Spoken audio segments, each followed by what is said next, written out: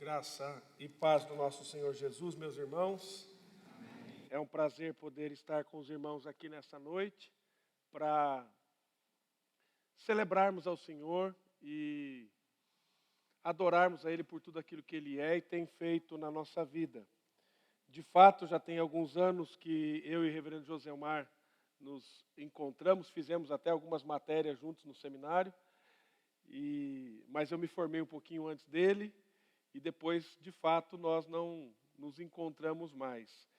E aprove a Deus agora nos trazer para o mesmo concílio, né?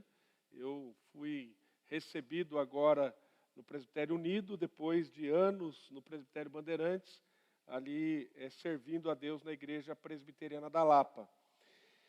E como o reverendo Joselmar falou, eu trabalho com uma organização chamada Desafio Jovem. É uma organização que nasceu há 60 anos atrás, lá nos Estados Unidos. Talvez alguns irmãos aqui já ouviram falar de um livro chamado A Cruz e o Punhal. É um livro antigo, tem um filme também de um pastor chamado David Wilkerson. O Desafio Jovem começa com esse pastor, lá em fevereiro de 1958, e por um fato muito interessante, porque ele resolveu desligar a televisão, e foi até radical na sua decisão, ele vendeu a sua televisão e foi orar.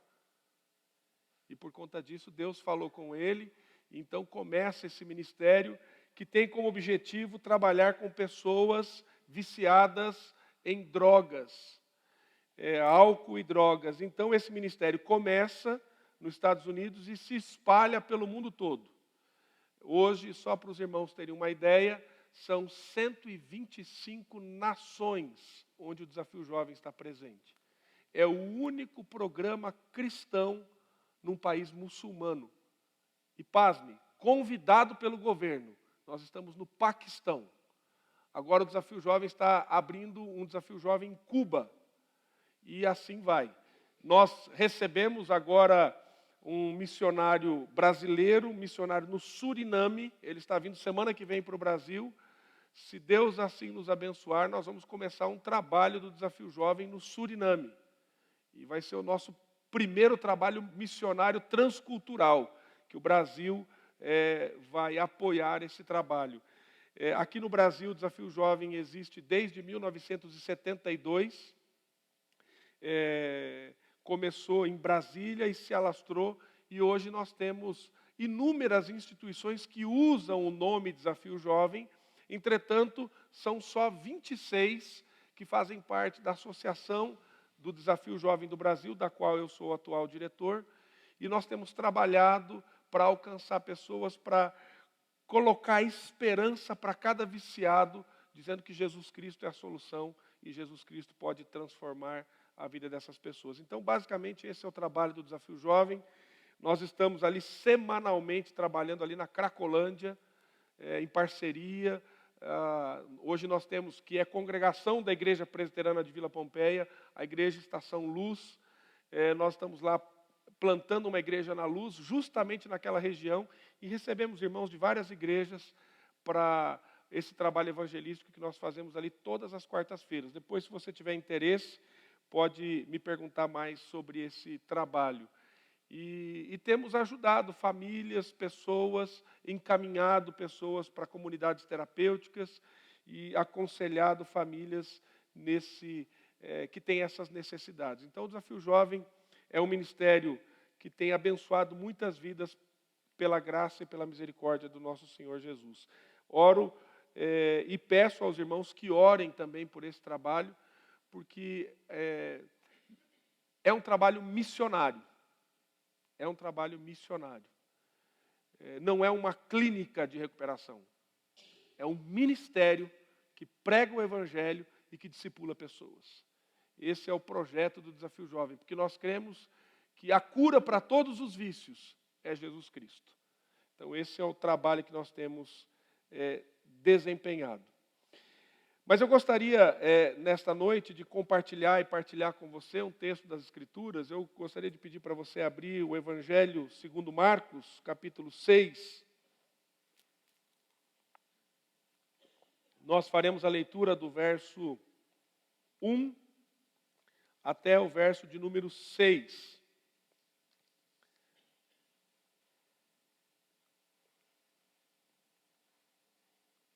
Evangelho segundo Marcos, capítulo 6, do verso 1 ao verso de número 6. Assim nos diz a palavra do nosso Deus. Tendo Jesus partido dali, foi para a sua terra, e os seus discípulos o acompanharam. Chegando o sábado, passou a ensinar na sinagoga, e muitos, ouvindo-o, se maravilhavam, dizendo: de onde vêm estas coisas? Que sabedoria é esta que lhe foi dada? E como se fazem tais maravilhas por suas mãos? Não é este o carpinteiro? O filho de Maria, irmão de Tiago, José, Judas e Simão? E não vivem aqui entre nós as suas irmãs? E escandalizavam-se nele. Jesus, porém, lhes disse: não há profeta sem honra, senão na sua terra, entre os seus parentes e na sua casa. Não pôde fazer ali nenhum milagre, senão curar uns poucos enfermos, impondo-lhes as mãos. Admirou-se da incredulidade deles. Contudo, percorria as aldeias e circunvizinhanças a ensinar. Vamos orar mais uma vez, queridos. Pai, nós nos colocamos diante de Ti e rogamos que o Senhor fale ao nosso coração nesta noite, Deus. Que sejamos envoltos pelo Teu Santo Espírito e transformados por Ele. E que as palavras dos meus lábios, o meditar do meu coração sejam agradáveis na Tua presença, amado da minha alma, rocha minha, meu Redentor, em nome de Jesus. Amém. Meus queridos, é interessante parar um pouco e analisar e perceber o contexto que nós vivemos. Eu estava vindo para cá hoje e, embora aqui seja um pouquinho mais distante de São Paulo, eu acredito que pela proximidade você acaba respirando um pouco da grande cidade de São Paulo. Mas independente do tamanho da cidade, quando nós olhamos para o sistema de vida das pessoas, nós vemos um sistema, como a Escritura diz, um sistema mundano. As pessoas vivem nesse mundanismo, entregue aos seus próprios anseios, desejos, vontades. E essa maneira de viver, essa visão de mundo, muitos estudiosos têm dado o nome de secularismo. E podemos dizer que esse é um dos maiores inimigos que nós enfrentamos nos nossos dias. Porque ele é sorrateiro. Ele vai entrando na nossa vida de tal maneira que nós vamos perdendo alguns valores fundamentais que estão firmados na Escritura. E esse modo de vida, esse estilo de vida, esse pensamento, que é um pensamento que ele elimina toda a existência divina, ele tem entrado nas nossas vidas. Mesmo nós que conhecemos a Jesus e que frequentamos a igreja e estamos buscando a Deus, quando nós olhamos para essa realidade, esse secularismo, ele envolve as coisas que são imediatas, as coisas que nós queremos agora. E essa abordagem não religiosa que tenta, de todas as maneiras, anular a religião, e nós temos visto isso na política. Agora nós temos aí essa situação do escola sem partido, e falam sobre o Estado que é laico, e aí vem muitos equívocos, até as pessoas não compreendem, na verdade, a terminologia de algumas palavras, e acabam errando em muitas coisas. Mas o fato é que quando nós olhamos para o mundo que nós vivemos, nós vemos essa tentativa de secularizar as coisas, de anular a existência de Deus, de trazer aquilo que é de agora, imanente. E nós temos visto esse empenho E você vê isso nas redes sociais, você vê isso nos filmes, nas séries, nas novelas, na televisão, em tudo. É interessante que eu gosto muito de escutar uma determinada rádio e, infelizmente, ultimamente, cada vez mais está gritante isso. Esses dias eu fiquei abismado com um comentário de um âncora de uma rádio, por volta das 6 e pouco da manhã, quase 5 horas da manhã. Eu estava indo para a padaria, comprar um pãozinho, e liguei o rádio. E aí veio a seguinte notícia, que lá no Mato Grosso, uma igreja foi condenada porque o pastor ludibriou o membro, dizendo que se ele desse o carro dele, Deus ia dar um carro importado para ele. E aí eles deram a chave do carro importado para o rapaz. Mas o carro importado não veio. E aí o rapaz processou a igreja por causa disso. E aí eles estavam dando essa notícia. E estava justamente na troca de um programa para o outro. E quando estava trocando um programa para o outro, um âncora anterior, do programa anterior, estava meio que ridicularizando. Eu falei assim, agora vai acabar com os evangélicos, né? E aí, então, para minha surpresa, o âncora que assumiu o programa logo depois, ele disse assim, olha, essa atitude não é uma atitude correta, porque isso vai contra o que a Escritura diz, usando essas palavras. E aí ele disse assim, esta é a chamada teologia da prosperidade. E aí ele citou, padre, pastor, ninguém tem o direito de exigir esse tipo de coisa e prometer esse tipo de coisa. E eu falei, mas será que eu estou ouvindo? Está certo isso mesmo? E aí foi quando ele pegou e disse que, muito pelo contrário, Jesus, ele disse que nós teríamos que abrir mão das coisas que temos. Ele não prometeu nada disso. E aí, numa coisa totalmente fora do normal, eu escutei isso, mas isso é muito raro. Via de regra, vão ridicularizar e tentar anular a existência de Deus. E anular a autoridade das Escrituras. Mas é interessante que quando você olha para o sistema que nós vivemos hoje, nós somos muito suscetíveis a esse secularismo, a esses padrões mundanos. E, infelizmente, muitas coisas afetam a nossa vida e elas vão entrando devagarzinho na nossa vida e a gente não percebe. E a nossa maneira de enxergar o mundo, ela é afetada. Haja vista que, às vezes, aqui do púlpito, o pastor vem aqui e expõe a palavra de Deus e você fala assim, mas não sei não, hein? Será que é assim mesmo? Mas eu penso diferente disso. Pastor, eu penso diferente do senhor, pastor. Mas não é, se você for olhar, porque não é o que o pastor pensa, é o que a Escritura diz. E se a Escritura diz, é palavra de Deus, é Deus que está falando. Se você lê a Escritura, não concordo muito com isso. O que é isso? É a influência do secularismo na nossa vida. Na nossa estrutura de pensamento, na maneira como nós pensamos. Então, ainda mais, irmãos, quando nós vamos nos acostumando com as coisas de Deus.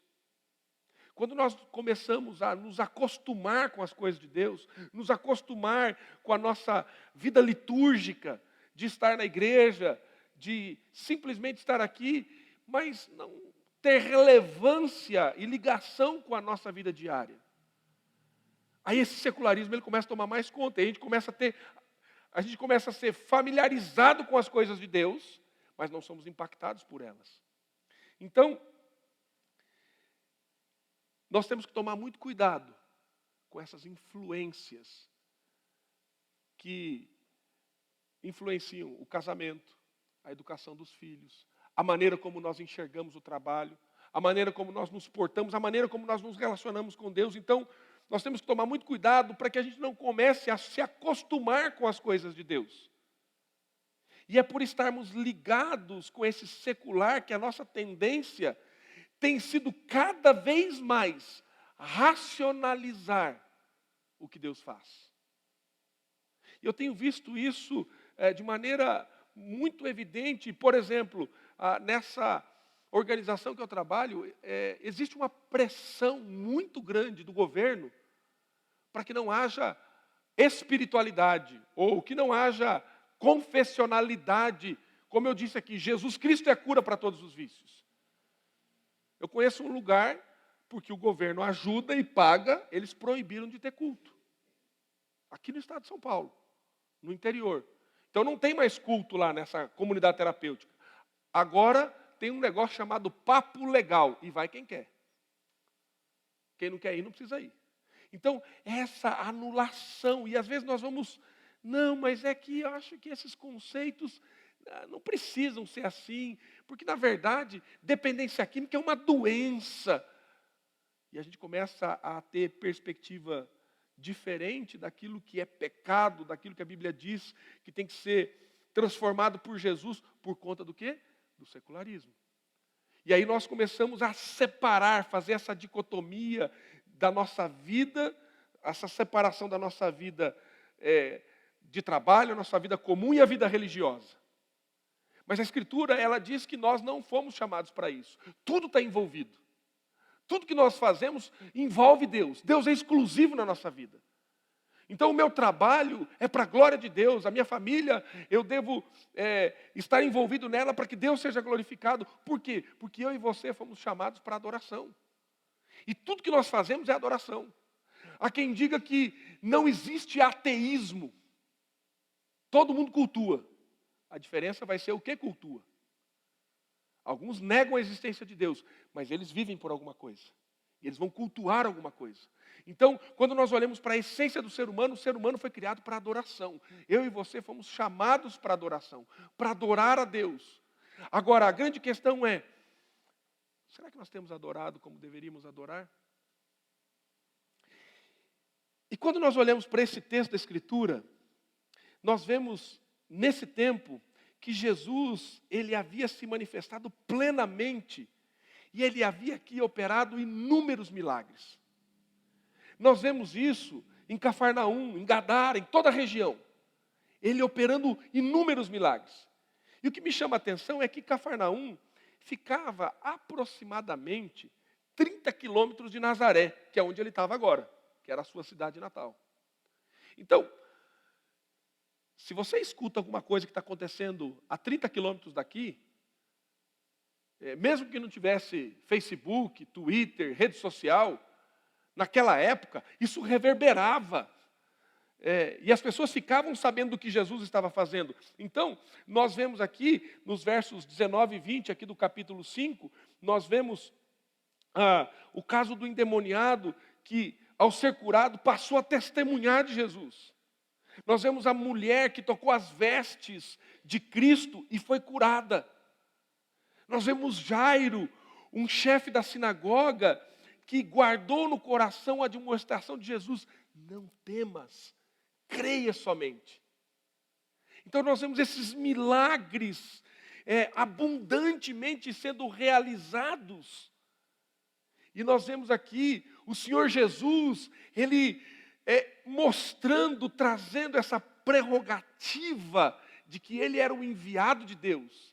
E é interessante pensar nisso, queridos, pensar nos milagres de Deus. E você olhar para a Escritura e pensar por que Jesus fez todos esses milagres. Eu não sei se você gosta de filme. Eu gosto de alguns. Mas, quando você vai ver um bom filme, antes do filme ser lançado, o que você vê? Você vê um negócio chamado trailer. E o que é o trailer? O trailer são os melhores momentos daquele filme. E você fala assim, meu Deus, eu não posso perder esse filme. Vai ser sensacional. Olha só. E aí você fica curioso, esperando, e quando lança, você quer ir assistir esse filme logo, porque você quer ver o filme completo. Sabe o que os milagres de Jesus são, querido? É como se fosse um trailer do que Deus manifestará no seu reino e na sua glória. Quando Jesus ele cura as pessoas, ele está dizendo assim, no meu reino, não vai haver enfermidade. Quando ele ressuscita os mortos, ele está dizendo, no meu reino, ninguém morrerá. Quando ele sacia a fome dos famintos, ele diz, no meu reino ninguém passará fome. Então veja, quando nós olhamos aqui para o capítulo 5 do Evangelho de Marcos, nós vemos aqui, nós podemos olhar, chamar esse capítulo o capítulo da fé. Muitos milagres foram realizados aqui. Entretanto, quando nós começamos a ler o capítulo 6, a sequência do que vinha acontecendo, nós vemos totalmente o oposto. Então aqui nós vemos uma mulher que diz assim, se eu apenas tocar nas vestes de Jesus, eu serei curada. Um homem chefe da sinagoga que tinha sua filhinha doente, vai até Jesus e chega até ele, dizendo, Senhor, a minha filha está passando necessidade, doente. Se o Senhor for lá, ela vai ser curada. E o Senhor trabalha com o coração desse homem. Agora nós chegamos nesse capítulo, onde Jesus vai para a sua terra, para a sua cidade. E o que é que nós vemos? Um povo que não adora a Deus. Nós vemos um povo que não adora a Deus por conta da sua incredulidade. Da sua incredulidade. Agora, qual é a causa dessa incredulidade nesse momento? Diz o versículo 1 do capítulo 6. Tendo Jesus partido dali, foi para a terra, e foi para a sua terra, e os seus discípulos o acompanharam. Algum tempo, não sabemos quanto tempo depois, dele ter saído, deixado Cafarnaum, Jesus entrou na sua cidade. Ou seja, no lugar onde ele havia crescido. E basicamente a palavra usada no original aqui, traduzida como terra, significa a terra do seu pai. Indica onde é que ele tinha sido criado. E mesmo tendo nascido em Belém, durante grande parte do seu ministério público, ter sido em Cafarnaum, e Cafarnaum ter sido uma espécie de base missionária de Jesus, Jesus foi e permaneceu sendo o Jesus de Nazaré, da cidade de Nazaré. Então o verso 2 diz, chegando o sábado, ele passou a ensinar na sinagoga. E muitos, ouvindo, se maravilhavam, dizendo, de onde vêm estas coisas? Que sabedoria é esta que foi dada? E como fazem tais maravilhas por suas mãos? Então Jesus, ele chega em Nazaré, onde é que ele vai? Ele vai para a sinagoga. E ele vai fazer o quê? Ele vai lá para ensinar a Escritura. E lá em Lucas, capítulo 4, versículo 17, nós vemos que ele leu Isaías 61, versículo 1, mostrando que o Espírito do Senhor veio sobre o ungido de Deus, que proclamaria as boas novas para os pobres, libertação para os cativos, vista para os cegos, e anunciaria o ano aceitável do Senhor. E no final, sabe o que ele diz? Lá em Lucas capítulo 4, versículo 21, quando ele termina de ler a passagem, ele diz, hoje se cumpriu a Escritura que acabais de ouvir. Ele estava dizendo, na sua cidade, na sua terra, na sinagoga de Nazaré, ele estava afirmando que nele, no ministério de Jesus, a promessa de Isaías havia se cumprido. Ele era o ungido de Deus. Jesus havia falado com tal convicção, com tal autoridade, com tal graça, que as pessoas daquela terra, daquela que estavam ali ouvindo ele, ficaram admirados. No entanto, a reação favorável, essa admiração, não durou muito tempo. E aí eu fico tentando imaginar, queridos. Pensa você, se você conhece alguém que se tornou notório, famoso. Eu vi hoje pela manhã um indivíduo que ganhou um prêmio chamado Jabuti, lá do Nordeste do Ceará, por ter escrito poema, um livro, ganhou 2 prêmios. E foi uma festança só quando ele chegou lá na cidade dele. Porque o povo estava orgulhoso, olha, esse aqui é da nossa cidade, ele é conhecido nosso. Se você conhece alguém famoso, você fala assim, ih, rapaz, eu conheci aquele fulano lá, ó, meu amigo. Eu tenho um colega que a prima dele é babá da netinha do Tite, técnico da seleção brasileira. E agora, antes da Copa do Mundo, esse meu colega, ele é diretor de um desafio jovem lá em Minas, por conta da prima dele, ele foi lá na Granja Comari e postou no Facebook lá, foto com todos os jogadores, com o Tite, com todo mundo. E aí você chega e fala, ó, meu amigo, conheço fulano. E se fosse campeão do mundo, então, aí quando tinha jogo da seleção, o Brasil ganhava, ele postava a foto dele com o jogador que fazia o gol. Ó, tá vendo? Ó, meu amigo. É motivo de orgulho. Agora,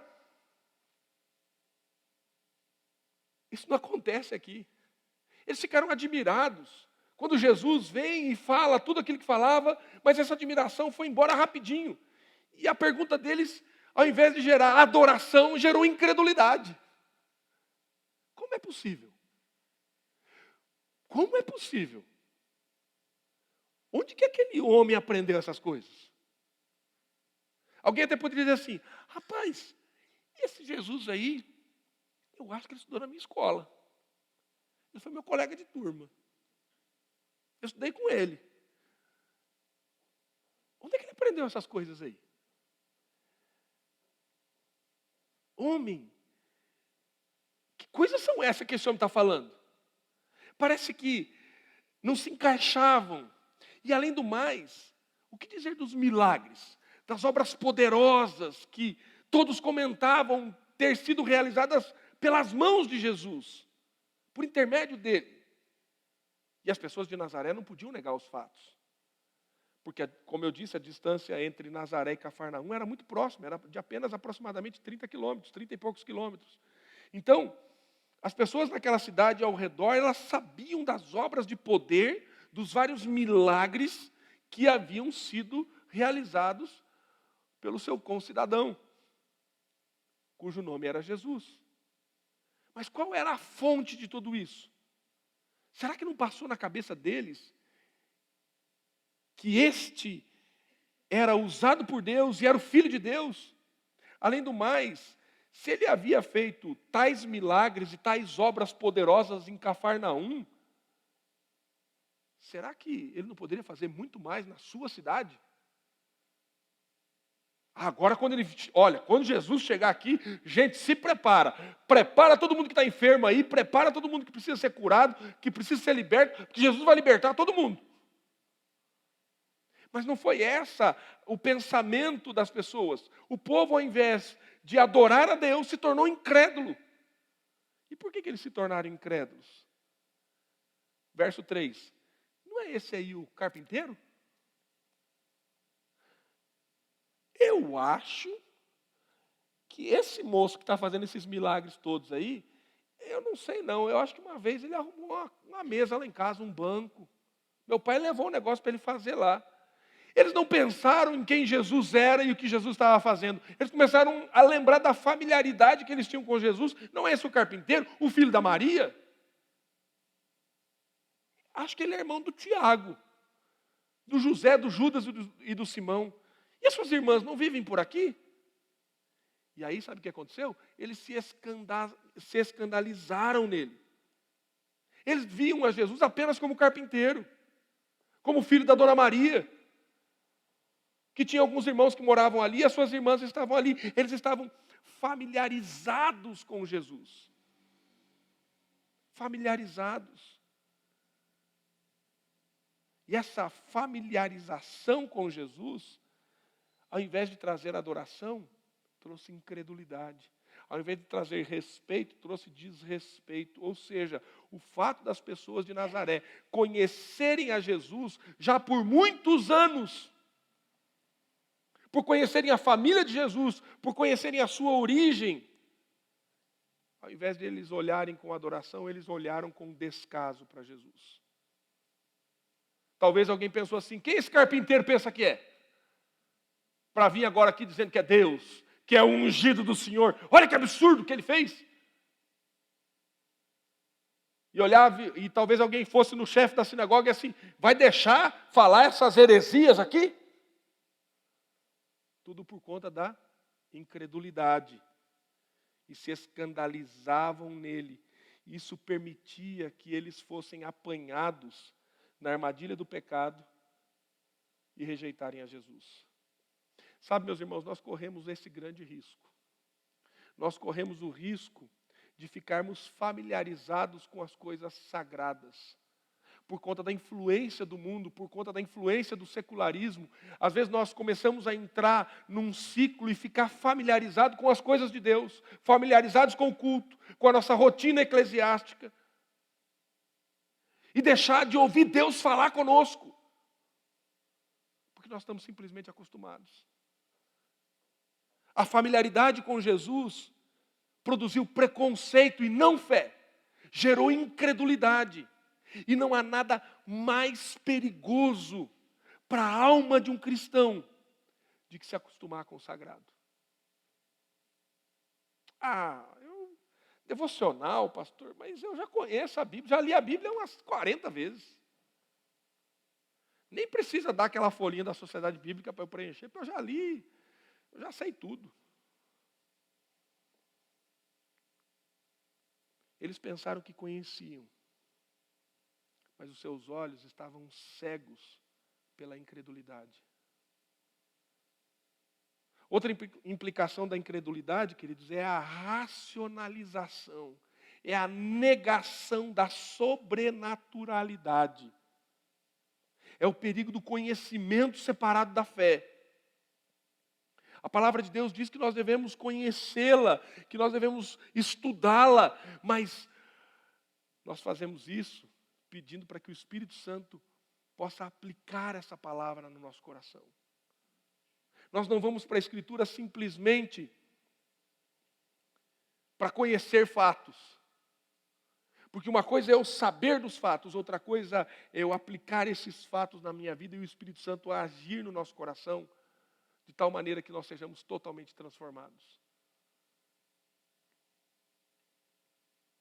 O povo de Nazaré reconhecia que Jesus fazia coisas extraordinárias, que tinha uma sabedoria sobre-humana. Eles reconheceram isso e eles não podiam negar esses fatos. Mas eles fizeram 3 perguntas. De onde é que vêm estas coisas? Que sabedoria é esta que lhe é dada? E como se fazem tais maravilhas por suas mãos? A racionalização pelo conhecimento que eles tinham não deixou com que eles olhassem para Jesus com os olhos e com o óculos da fé, para crer que aquele homem que estava operando maravilhas e milagres era o Filho de Deus, o ungido do Senhor, como ele mesmo disse lendo Isaías 61. Esta palavra se cumpriu hoje. E eles não creram no Filho de Deus. Eles não creram no Redentor. E eles o rejeitaram. A minha pergunta para você é, querido, você acredita de fato que Jesus Cristo é o Filho de Deus, é o Deus Emanuel, o Deus conosco encarnado, o nosso Redentor que veio para nos redimir e restaurar a nossa relação com Deus, para que tenhamos de fato uma vida de adoração com Ele? Você crê nisso, querido? Se você crê nisso, você de fato confia em Deus e que Deus está no controle de todas as coisas, inclusive daquelas que te deixam ansiosos, que te deixam ansioso, aflito, angustiado. E para confiarmos, nós precisamos olhar para esse mundo e todas as circunstâncias que nós enfrentamos e não olhar com os nossos olhos naturais. Nós temos que olhar com os olhos da fé. Na perspectiva que Deus olha. Quantas vezes nós somos acometidos por situações e circunstâncias que nós ficamos desesperados e não sabemos o que fazer?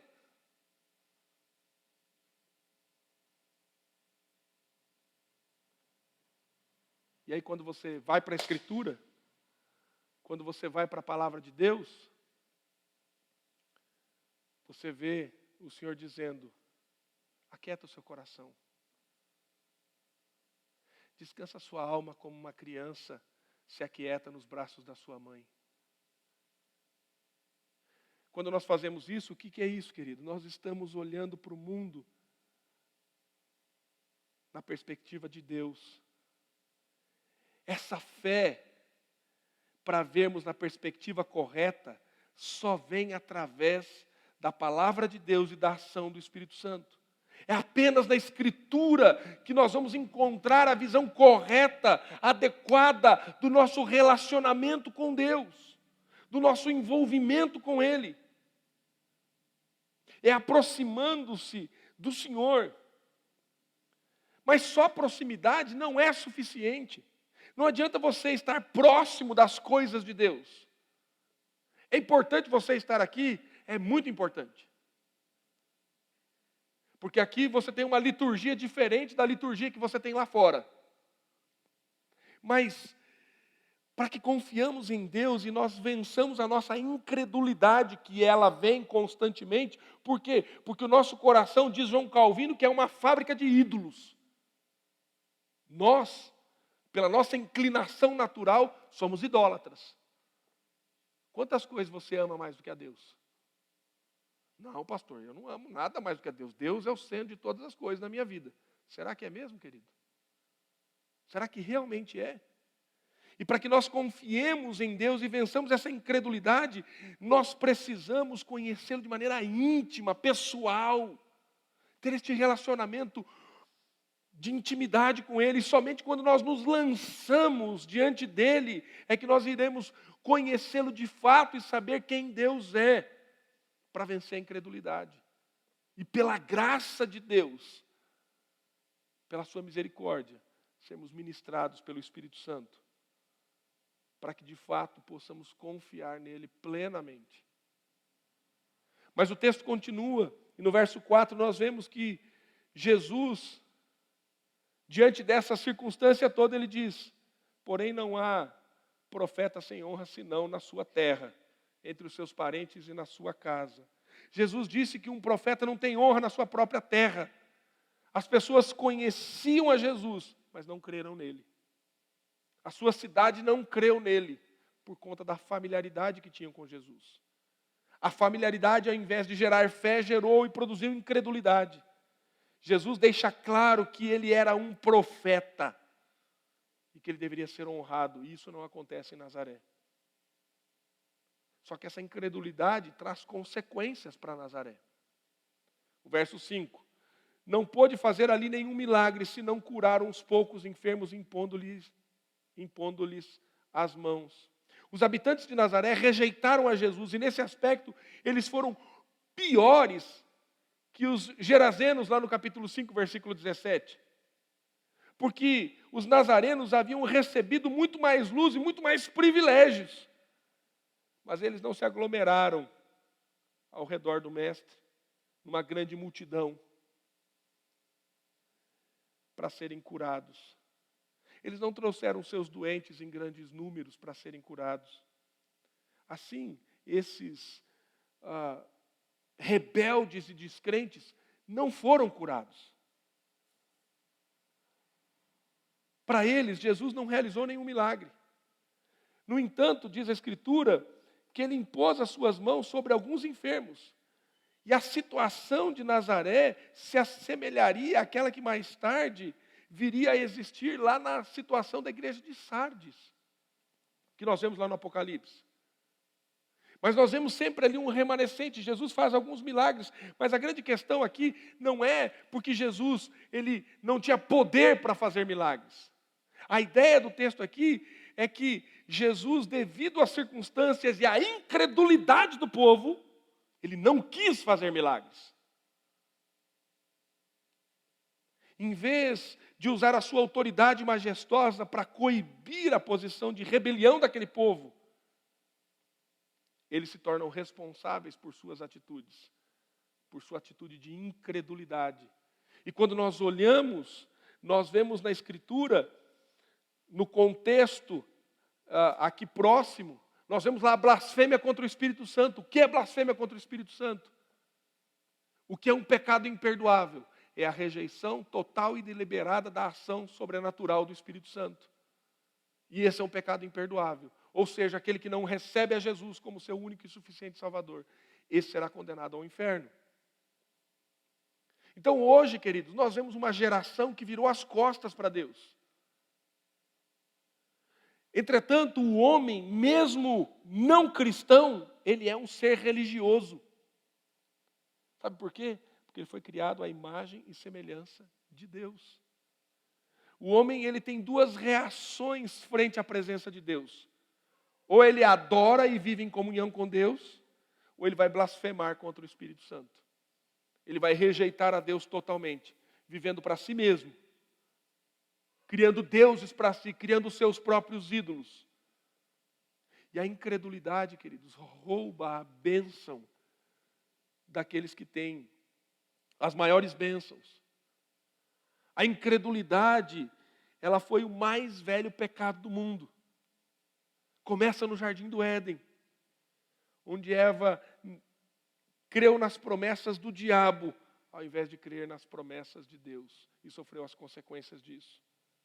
A incredulidade manteve Israel afastado da terra prometida por 40 anos. A incredulidade, queridos, é o pecado que tem enchido o inferno. Diz o Evangelho, quem não crê será condenado. Já está condenado. A incredulidade é o mais tolo e inconsequente dos pecados, pois ela leva as pessoas a recusarem a mais clara evidência, fechar os olhos para o mais límpido testemunho e ainda crer em enganosas mentiras. Por que as pessoas vivem como vivem? Porque são incrédulas. Pior de tudo, queridos, a incredulidade é o pecado mais comum nos nossos dias. Milhões e milhões de pessoas são culpadas desse pecado por todos os lados. E é interessante que, quando nós olhamos para o texto, em Nazaré, isso chamou a atenção de Jesus. Jesus ficou admirado, não com a fé, mas com a incredulidade dessas pessoas. Diz o texto, admirou-se da incredulidade deles. Contudo, percorria as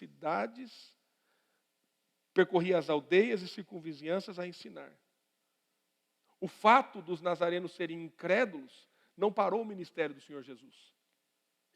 Ele continuou a proclamar o reino de Deus e a ensinar os sedentos pela palavra para chamar os seus eleitos. Portanto, queridos, eu creio que nós temos que pensar aqui em algumas implicações disso. A primeira delas é, o meio dado por Deus para a nossa vida, para crermos em Deus, é a Escritura, é a palavra. E nela nós seremos levados pela ação do Espírito Santo a crer em Cristo. Portanto, meu amado, não se afaste da palavra. Não se afaste da Escritura. Tenha na palavra de Deus a maneira, o meio de graça para você conhecer cada vez mais desse Deus. Porque é aqui que ele se revelou. Ele se revela através de Jesus Cristo. Nós vemos a revelação geral. O Salmo 19 diz que os céus proclamam a glória de Deus. Isso é suficiente para sabermos que Deus existe, mas para a nossa salvação, a revelação especial está em Cristo e na sua palavra. Nós temos que nos lançar confiadamente em Deus, colocando toda a nossa vida diante dEle, estando sob o controle dEle. Porque nós fomos chamados para viver em adoração. E tudo que você faz deve conduzi-lo para que Deus seja glorificado. Nós temos que olhar para esse mundo, queridos, não como a mídia tem dito que você tem que olhar, não como as pessoas aí fora dizem que você tem que educar os seus filhos. Nós vivemos numa sociedade psicologizada. Você já reparou que quando você vai falar de educação de filhos, a gente escuta mais os psicólogos e os técnicos do que a palavra de Deus? Eu não sei se você, especialmente você que tem filho pequeno, se você usa um negócio chamado vara. Que absurdo, pastor, usar vara. Pois é. Sabe o que a Bíblia diz sobre isso? Que se você não fustigar o seu filho com a vara, você está condenando ele ao inferno. Está em Provérbios. Eu tenho 2 filhos. Um de 6 anos e um de 3 anos. E tem algumas varinhas espalhadas pela casa. E é impressionante, queridos, como a vara move o coração dos pequenos. É impressionante. E é interessante que quando você pega, por exemplo, você tem 2 filhos, e assim, você tem 390 brinquedos dentro de casa. Aí os 2 abençoados pegam o mesmo brinquedo e brigam por causa do mesmo brinquedo. Aí você fala, aí você vai resolver o problema. Aí você chega lá para resolver o problema. Como é que você vai resolver o problema? Aí você vai pela justiça. Quem pegou primeiro? Só que quando você faz isso, sabe o que você está fazendo? Você está tratando de acordo com a psicologia. Você está tratando só o comportamento. E você não trata o coração. E ali, sabe o que acontece? Os 2 estão sendo egoístas. Um egoísta porque não quer partilhar, e o outro egoísta porque quer o brinquedo do outro. Então o que você tem que fazer? Tratar o coração deles. Uma dica para isso, se você não conhece e não leu ainda, tem um livro do Dr. Ted Tripp chamado Pastoreando o Coração da Criança. Ele trabalha bem essa questão que eu estou falando. Inclusive esse exemplo é dele. E é interessante, queridos, que quando você para de olhar... eu tinha uma época lá que... aí você assiste a Super Nanny. Né? Super Nanny. Aí você vai disciplinar o seu filho. Aí você coloca ele para quê? Vai colocar ele para pensar. Então o menino tem 1 ano. Então fica 1 minuto pensando. Vamos ser sinceros, meu querido. O que um menino de 2 anos vai pensar? Não vai pensar em nada. Agora, e aí você tem a maneira correta de fazer isso. Quando você vai disciplinar o seu filho com a vara, não é espancar a criança. É você, e a Bíblia diz que você não deve conduzir o seu filho à ira. Lá em Efésios, o apóstolo Paulo trabalha disso. Então, quando eu olho para a Escritura tem parâmetros para eu educar os meus filhos. E sabe o que é extraordinário, querido? Que quando eu vou para o lugar correto, sem raiva, sem ira, do jeito certo, e ele toma 3 varadinhas, chora, e eu digo, por que você foi disciplinado, filho? Aí sabe o que meu filho falou para mim, meu filho de 3 anos esses dias? Disciplinei ele. Filho, por que você foi disciplinado? Papai, coiachão meu, sujo. Aí eu não aguentei. Aí eu tive que abraçar ele, chorar, orar com ele. Mas toda vez, queridos, que eu disciplino os meus filhos, pela graça de Deus, e algumas vezes eu não consigo fazer isso e depois eu tenho que pedir perdão para eles quando eu faço errado. Mas eu disciplino os meus filhos. Espero eles chorarem, explico por que eles foram disciplinados. E depois de terem sido disciplinados, eu oro com eles e abraço e mostro o quanto eu amo, o quanto eu os amo.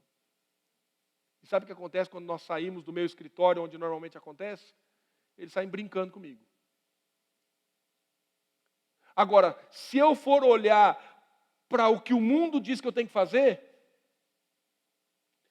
é nesse ponto que eu digo que o secularismo tem entrado na sua vida. E não a Escritura. E aí depois, lá na frente, uma mãe vem falar comigo. Eu não sei onde eu errei, pastor. Agora meu filho está nas drogas. Levei para a igreja, fiz isso, fiz aquilo. Mas não educou segundo a Escritura. Não colocou limites. Não soube dizer não. Por que você vê um tanto de adolescentes se suicidando aí? Tirando a própria vida. Então, queridos, nós devemos olhar para o mundo com as lentes da fé, com as lentes da Escritura. É a Escritura que é a nossa regra de fé e de prática. É ela o nosso manual de vida. É através dela que nós devemos viver, não racionalizando e vendo o mundo como uma expressão só de causa e efeito. Isso não é cristianismo, querido. Isso é naturalismo, isso é visão secular mundana. E aí, você vem na igreja, se acostuma com as coisas de Deus, mas na prática você vive como Deus não existisse, porque Deus não influencia a sua vida nas pequenas coisas. Como, por exemplo, a educação de filhos. Mas você pode aplicar isso em outras áreas. No seu trabalho, na sua relação de estudo, aonde você estiver. Então, independente da incredulidade do mundo, independente das pessoas virarem as costas para Deus, nós temos que continuar a viver pela fé.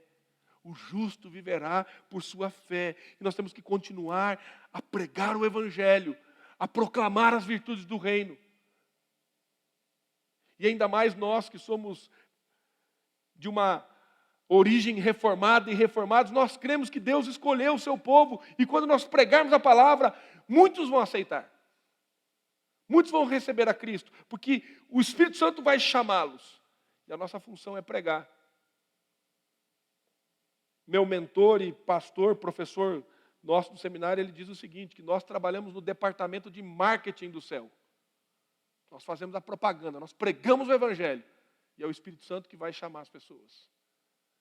E nós temos que continuar a pregar o Evangelho, a trazer essa mensagem da redenção para esse mundo. Portanto, querido, eu e você fomos chamados para adoração, não por uma vida de incredulidade. Não fique familiarizado com as coisas de Deus. Que cada momento que você esteja na presença de Deus, que você abra a palavra de Deus, que você venha adorar a Deus aqui publicamente com seus irmãos, seja um momento de você ser ministrado pela palavra do Senhor e pelo Espírito Santo. Não se acostume com as coisas de Deus. Não racionalize as coisas do Senhor. Que você possa, de fato,